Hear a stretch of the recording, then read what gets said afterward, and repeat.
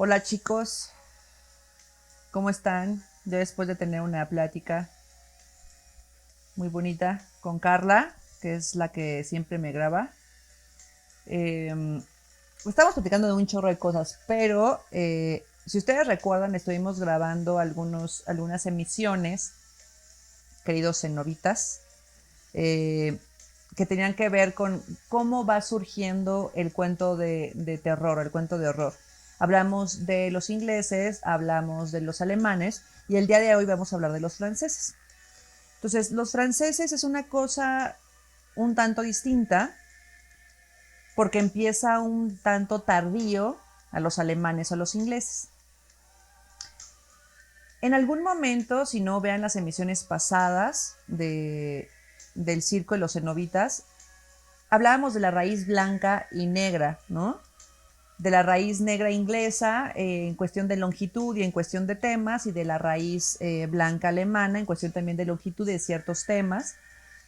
Y los franceses, ¿qué hubo en Francia? O sea, en Francia empezó tardíamente porque hubo, si ustedes recordarán, bueno, históricamente una contrarreforma, y entonces el catolicismo empezó a hallar lugar, ¿no?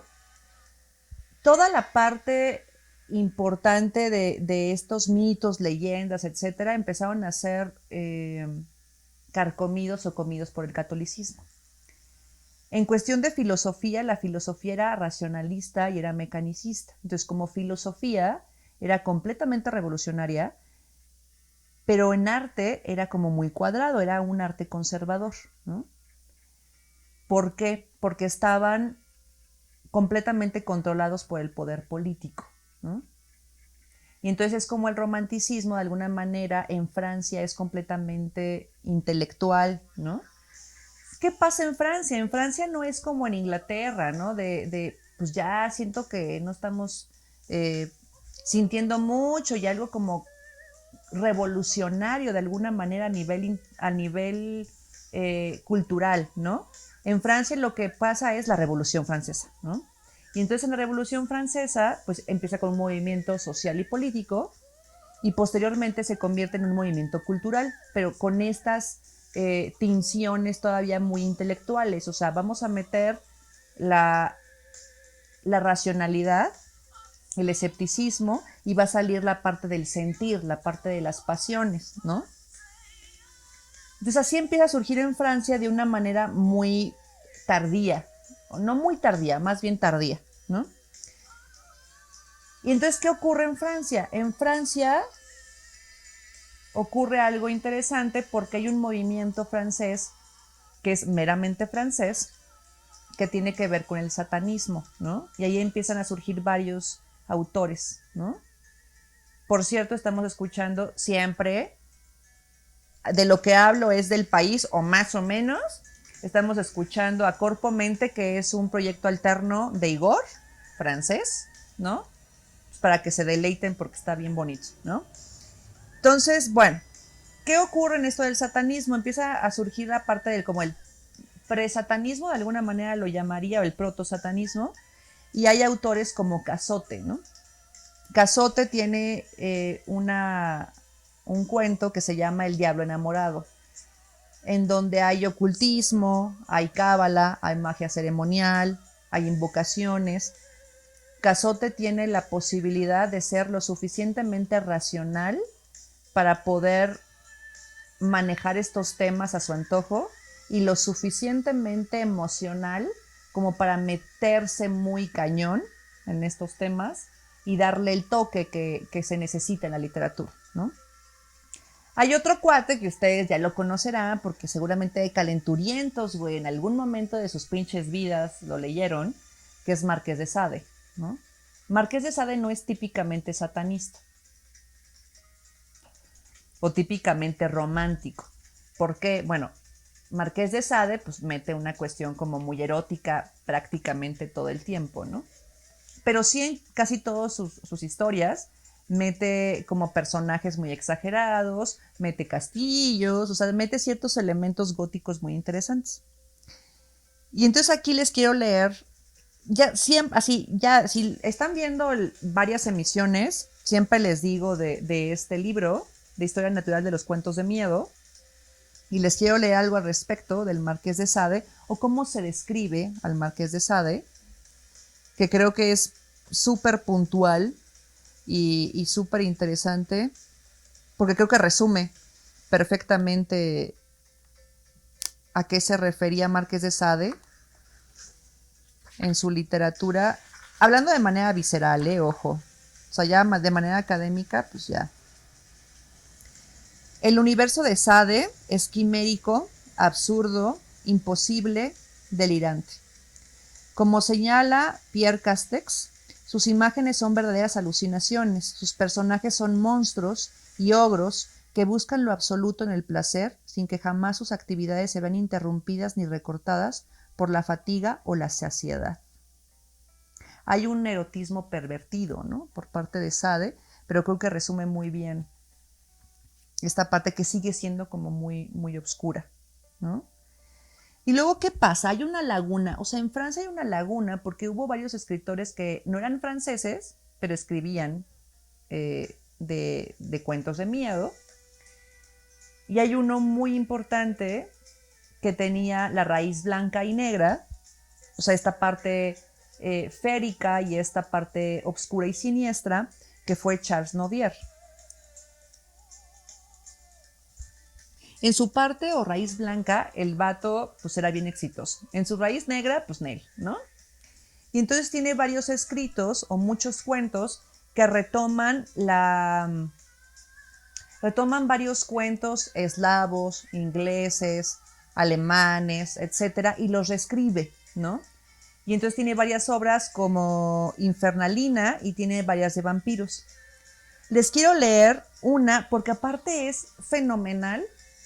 Es de una especie de leyenda que se ha escrito mucho, pero él la resume magistralmente en una hoja y media, ¿no?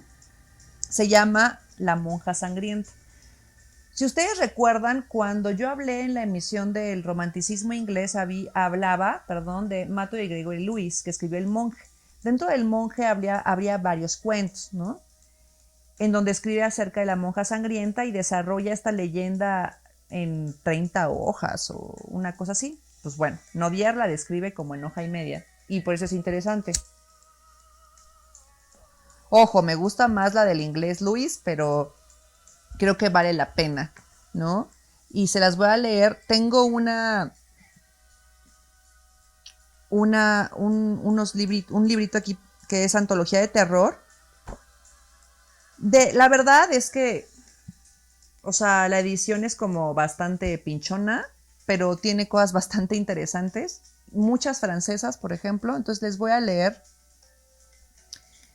la edición, bueno, la historia de la monja sangrienta de Nodier, que es completamente bien hecha y está en hoja y media. Ese es lo más bonito, ¿no?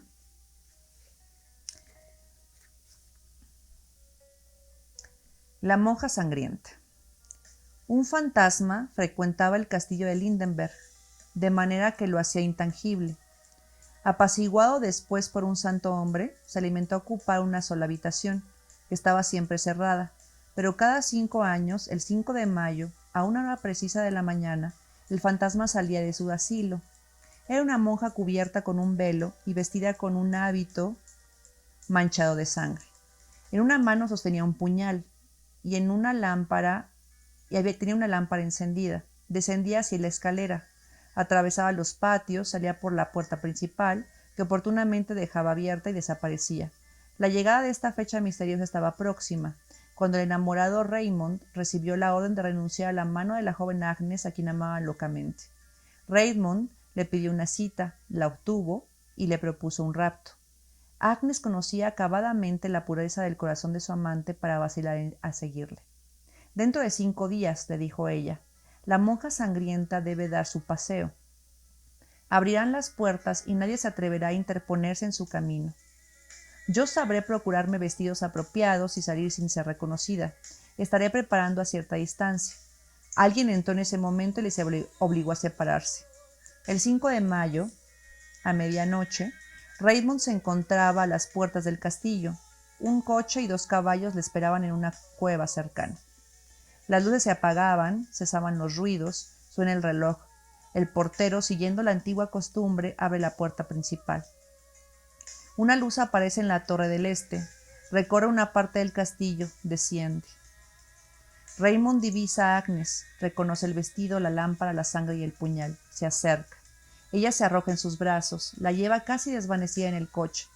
Parte con ella al galope de los caballos. Agnes no decía ni una palabra.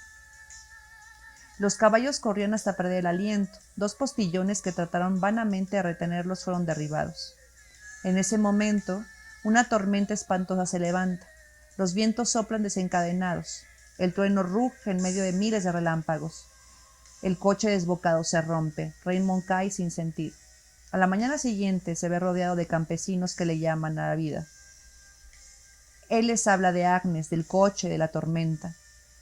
Nada han visto, nada saben, y está a más de 10 leguas del castillo de Lindenberg. Le llevan a Ratisbon. Un médico cura sus heridas y le recomienda reposo. El joven amante ordena 1000 búsquedas inútiles y hace 100 preguntas que nadie puede responder. Todos creen que ha perdido la razón. Sin embargo, el día pasa. El cansancio y el agotamiento le procuran un sueño. Dormía bastante apaciblemente cuando el reloj de un convento cercano le despierta.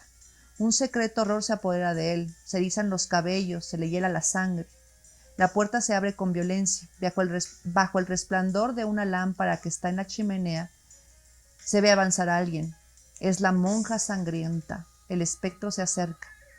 Le mira fijamente y se sienta en la cama durante toda una hora. El reloj de las 2. El fantasma entonces se levanta. Coge la mano de Raymond con sus dedos helados y le dice: Raymond, soy tuya, y tú eres mío para toda la vida. Salió enseguida y la puerta se cerró tras ella.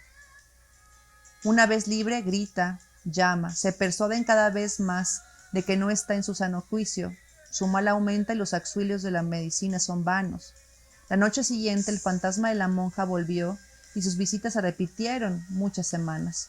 El espectro, solo visible para él, no era percibido por nadie más. Entretanto, Raymond averiguó que Agnes había salido demasiado tarde y la habían buscado inútilmente por los alrededores del castillo, de donde concluyó que había sido raptada, que quien había raptado era la monja sangrienta. Los padres de Agnes, que no aprobaban su amor, aprovecharon la impresión que produjo esta aventura en su espíritu para determinarla que tomase los hábitos. Finalmente, Raymond fue liberado de su espantosa compañía. Llevaron a su presencia a un personaje misterioso que pasaba por Ratisbon. La introdujeron en la habitación a la hora en que debía aparecer el fantasma de la monja. Esta tembló al verle, y tras una orden de aquel, explicó el motivo de sus inoportunas apariciones. Religiosa española, había abandonado el convento para vivir en el desorden con el señor del castillo de Lindenberg. Infiel a su amante, al igual que su dios, la había apuñalado, asesinada a ella misma por su cómplice, con el que quería casarse. Su cuerpo había permanecido sin sepultura y su alma sin asilo erraba desde hace un siglo. Pedía un poco de tierra para su cuerpo y oraciones para su alma. Raymond se las prometió y no la volvió a ver. Hay varias versiones, como les comento, de la monja sangrienta. La de Nodier no es la mejor, pero creo que concluye y te hace sentir muy rápidamente todo lo que significa esa leyenda, ¿no?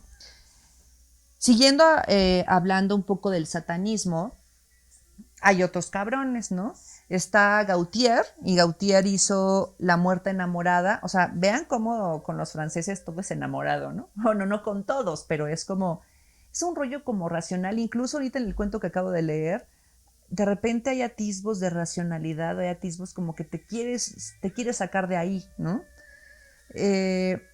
Balzac escribió varias cosas también, Mérimée, y hay un cabrón que es una obra muy interesante, o es un cuento muy interesante que ahí sí les recomiendo que lean, que fue como post-romanticismo, que fue Masupant. La verdad es que no sé si lo estoy pronunciando bien, pues vale pito, pero él tuvo varios ciclos literarios. O sea, él tuvo ciclos bélicos, tuvo un ciclo racional y tuvo un ciclo gótico. ¿Por qué tuvo el ciclo gótico? Este cabrón estaba enfermo, como muchos güeyes de aquel entonces, güey. Si ahorita está el COVID, güey, pues antes estaba pues, un chingo de cosas, ¿no? Y él estaba enfermo y entonces en algún momento él escribe varias, o sea, justo por este dolor que sentía y porque estaba perdiendo la vista, escribe varios cuentos de horror. Hay varios que tienen nombres como muy básicos, y aquí ya les voy a decir, bueno, la más importante ahorita se las digo, pero el albergue, un loco, la mano, el miedo, o sea, todo bien relacionado como con su rollo de la enfermedad, ¿no? Y hay uno en especial que es muy común, que es el Orla. Hay 3 versiones, pero actualmente nos llega la tercera versión, ¿no? ¿De qué se trata el Orla? Es un narrador, o sea, el narrador es el protagonista y está en una vorágine de sentimientos porque hay un cabrón que invade y bebe su vida, así lo describe, ¿no? Y se llama el Orla. Entonces este narrador, este protagonista, empieza a tomar medidas muy drásticas para deshacerse de ese personaje que invade y que bebe su vida, ¿no? Que no es capaz de ver, pero que es capaz de percibir cómo se le acaba la leche, cómo se mueve, ¿no? Entonces, es toda esta vorágine de sentimientos y de locura por parte del narrador. Vale la pena, por favor, por Dios, que lo lean, ¿no? ¿Qué ocurre con el satanismo? El satanismo, perdón, porque empezamos a hablar de satanismo en la cuestión francesa. Hay un punto que es importante en el satanismo, la obra de alguna manera más importante del satanismo, que son los cantos de Maldoror. Ojo, los cantos de Maldoror de Dukas es poesía, ¿eh? Pero que tiene toda esta tinción. ¿Y quién no podrá recordar? A lo mejor los personajes que les digo ahorita no los recuerdan, no los han leído, pero ¿quién no puede recordar a Baudelaire, ¿no? En sus Flores del Mal, es completamente satanista, ¿no? En sus poemas, o sea, reléanlos y van a ver como toda esta tinción. Y bueno, aquí acabamos con el pedo literario. Me gustaría hablar más al respecto, pero pues ya investiguenle, ¿no? Entonces, ustedes saben que yo siempre le meto como algo de cine. La última emisión que tenía que ver con Alemania,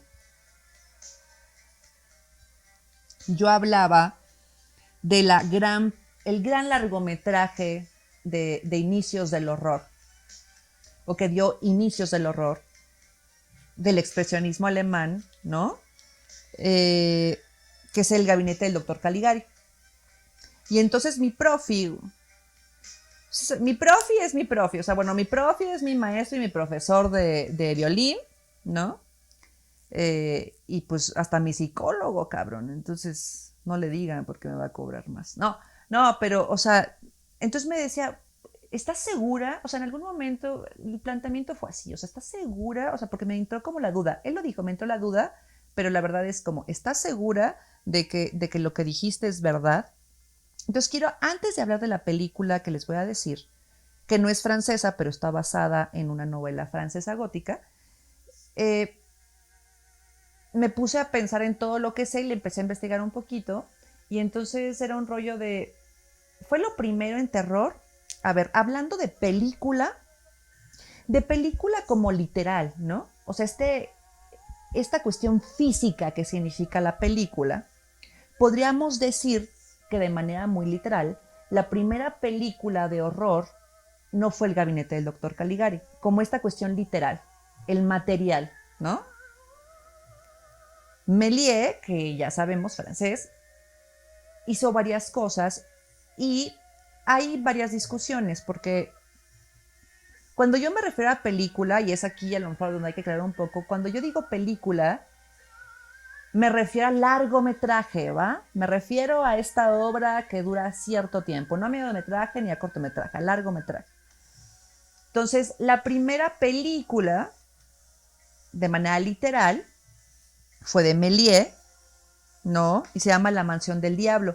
yo estoy en desacuerdo, porque a pesar de ser la primera película, su connotación no es siniestra. Su connotación, este cortometraje de 3, 4 minutos no es siniestro, tiene personajes siniestros, pero es cómica, es teatral y cómica. Entonces yo podría decir, en términos muy académicos también, esta cuestión siniestra, esta cuestión de todo el ambiente y lo que te hace sentir para que uno sienta horror, ¿no? No tiene que ver con La Mansión del Diablo, ¿no? Es más, hablando del gabinete del doctor Caligari, podríamos decir que hubo obras en la misma fecha un poco antes de expresionismo alemán. Estuvo el Golem en la misma fecha, 1920, y estuvo varias películas un poquito antes del 18, 17, 13, que ya coqueteaban con el horror. Entonces, sí quisiera aclarar que es la gran película, el gran largometraje que dio entrada a mucho horror es El Gabinete del Doctor Caligari, por todo lo que les platiqué en la emisión pasada, así es que véanlo, ¿no? Entonces, ¿qué les voy a hablar el día de hoy? Pues bueno, Francés, una película gringa, una película estadounidense, que es El Fantasma de la Ópera. El Fantasma de la Ópera tiene muchas versiones, ¿no? Pero yo creo que la más bonita o la más apabullante es la de 1925, gringa, ya de la Universal, antes de Drácula, de la Universal, donde sale Lon Chaney, ¿no? Este hombre llamado el hombre de las mil caras, ¿no? Porque ya había hecho varios personajes atrás de monstruos, ¿no? Como el Joroba de Notre Dame, ¿no? Por ejemplo. Entonces, ¿qué ocurre con esta película? Está hermoso porque, de nuevo, esta está basada en El Fantasma de la Ópera, que es una novela gótica, pero ya más no típicamente romántica, sino que fue escrita en 1910 por Gaston Leroux, ¿no? Leroux. Entonces, bueno, esta película es muy interesante a varios niveles. ¿Por qué? Pues imagínense, la ópera de París, güey, así. La ópera de París, ese monumento, ¿no? Ese lugar, esa arquitectura. Y hay un cabrón que vive debajo de ahí. Está lleno de cámaras de tortura, pasadizos, ambientes lúgubres. Y entonces el cabrón, pues le empieza a hablar no como fantasma de la ópera, sino como una especie de amigo del papá de esta personaje. Y entonces, pues no, pues cantas bien bonito, pues yo voy a hacer que cantes en la ópera, ¿no? En la ópera de París. Este asunto es muy interesante porque ya había habido como leyendas dentro de la película donde se aparecía un güey, ¿no? Muy culero y así, que era el fantasma de la ópera. Pero neta, el fantasma siente un amor muy ferviente por esta mujer que es Christine, ¿no? Y entonces empieza a presentar y empieza a mandarle a los dueños del pinche teatro de, a ver, si no se, o sea, esta persona que está cantando la ópera tal, pues ya no se tiene que aparecer porque van a pasar cosas culeras, ¿no? Entonces los empieza a amenazar. Y esta mujer que es Christine, pues súper bonita, súper hermosa, todo, y que canta bonito, pues está embelesada con este cuate, ¿no? Es más, hay un personaje que es muy gótico, que es como el novio de esta mujer, o el héroe en la novela gótica, que es completamente pendejo, ¿no? Inservible, güey, así, cabrón. Entonces le dice un día, güey, vamos a casarnos. Esa escena es muy particular. Vamos a casarnos, güey, ¿no? Y ella le dice, no, porque lo primero es mi canto, ¿no? Es la ópera. ¿Por qué? Porque la culera estaba ya teniendo éxito, güey. Ojo, aquí el asunto femenino es bien interesante, güey. Entonces, bueno, el caso es que ya se le presenta el pinche fantasma de la ópera, ella se asusta, con todo y máscara, ella se asusta, la rapta, y el güey le manda una carta y le dice, güey, pues mira, hasta que estés completamente enamorada de mí, pues ya, ¿no? Ya te voy a mostrar mi verdadero yo, ¿no? Nada más nunca me quites la máscara, güey. Pues, ¿qué hace la pinche culera?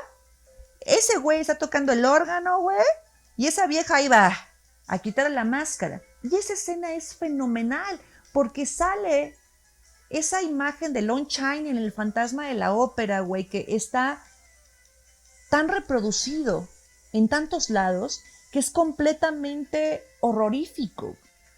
Es una violación visual, güey. Cuando tú la ves es así de, ay, cabrón, es de 1925, en serio, es un contraste bien cabrón, ¿no? Bueno, le quita la pinche máscara, pues ya ocurre ese pedo. Entonces el güey le dice, a ver, güey, está bien, la cagas, ¿no? La cagas, morra, pero te voy a dar oportunidad a que cantes tu última sesión de ópera. Ojo, la ópera que estaban presentando era la de Fausto, ¿no? De Goethe, güey. También es una cosa bien interesante. Entonces, bueno, pero que te vengas conmigo, güey, que dejes a ese pendejo de tu novio, ¿no? Va. Hay una fiesta de máscaras en donde, claro, ella tan pendeja le dice al otro cabrón que la tiene que salvar y su puta madre.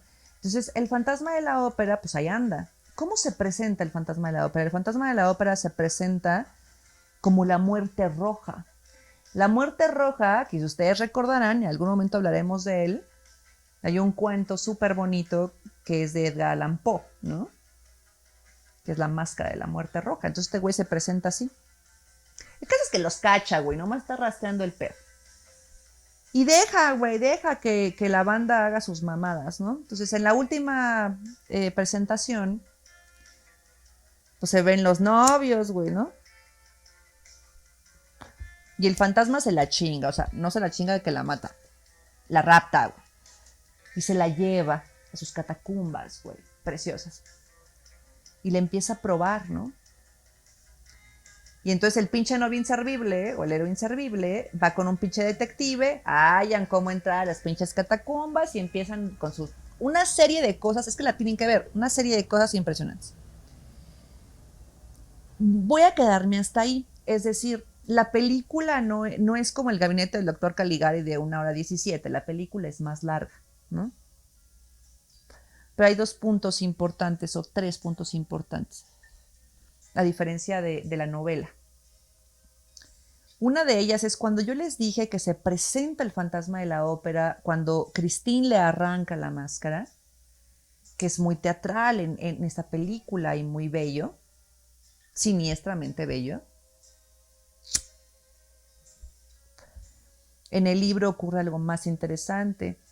En el libro está él tocando el violín en el cementerio frente a la tumba del padre de Christine, ¿no? Y de la tumba del padre de Christine empieza a salir la música y las notas, güey. Entonces es una connotación todavía mucho más siniestra y más hermosa. Pero hay 2 puntos. El por qué el fantasma de la ópera es el fantasma de la ópera y cómo termina, sí son de alguna manera diametralmente distintos. En la película es como, ay, güey, está loco, güey, y viene de la pinche isla Diablo y era asesino y se escapó, güey, ¿no? Lo estamos persiguiendo. En el libro no, o sea, en el libro es un güey que nació físicamente muy culero. Sí, feo, feo, como lo que le sigue, güey. Ni pinche coronavirus, güey, lo que le sigue de culero. Y trabajó en el circo y anduvo de rol. Y terminó trabajando como asesino y como ingeniero, ¿no? Y algo que se puede connotar en la película justo es eso, esa ingeniería en toda la parte debajo de la ópera de París, ¿no? Que es como, no existe, o sea, alguien la creó y así de manera ingenieril, ese cabrón. Entonces, por un lado es el origen y la terminación. La terminación en la película es como muy de acción. Se lo alargaron, lo alargaron, lo alargaron, lo alargaron, hasta que el fantasma termina tumbado en el Sena, ¿no? Lo arrumban, ¿no? Y en el libro, el fantasma de la ópera, Eric, así se llama, muere en el órgano porque se le rompe el corazón. Claro, después de todo lo que hizo la pinche puta de Christine, ¿no?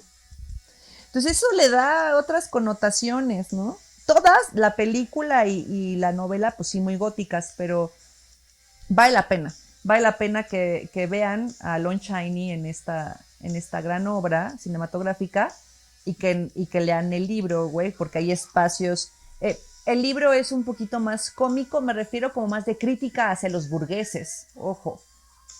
Entonces por eso es que causa risa en varias cosas, pero hay asuntos bien, bien particulares, muy, muy siniestros y muy bonitos, ¿no? Entonces, pues comparen y vean además todas las obras que hay del Fantasma de la Ópera. Para mí, el Fantasma de la Ópera con Lon Chaney de 1925 es la más acercada, ¿no? Y pues, y pues ya, el día de hoy terminamos. Por favor, lean todo lo que les dije, ya voy a retomar así, por favor, lean todo lo que les digo, cuestionen. Creo que este asunto está muy interesante de mi profi me cuestiona respecto a algo y entonces quiero que me cuestionen también y que hablen, ¿no? De esto no opino igual o vamos a armar debates, ¿no? Entonces, pero por el día de hoy hablaré hasta aquí del romanticismo y de francés, ¿no? Cuídense mucho. Bye. Goodbye.